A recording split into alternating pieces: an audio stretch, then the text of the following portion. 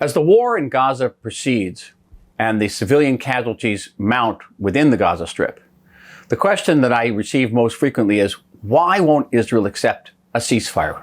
A ceasefire is a very positive thing. Why would anybody reject a ceasefire that stops the suffering on both sides?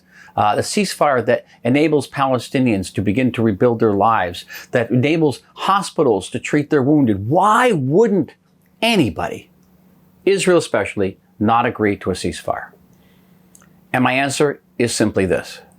A ceasefire for Israel means death. A ceasefire means that Hamas gets away, literally, with mass murder. Hamas gets away with raping, burning, mutilating, beheading 1,400 Israelis, women, children, aged, Holocaust survivors. Hamas gets away scot-free. Hamas gets away with taking over 240 Israeli hostages and dragging them down into the pits underneath the streets of Gaza. 30 of those hostages are children. Hamas wins with a ceasefire, and Israel loses, but loses in a totally existential way.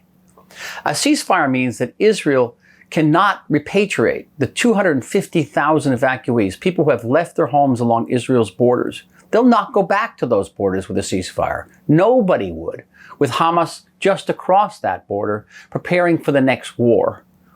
With a ceasefire, Israel cannot restore security anywhere in the country, not just along the borders, but just even here in Jaffa and Tel Aviv.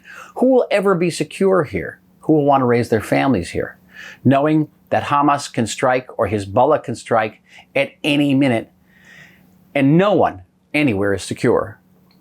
And a ceasefire means that Israel cannot restore its deterrence power. And that deterrence power has been grievously damaged by the Hamas attack.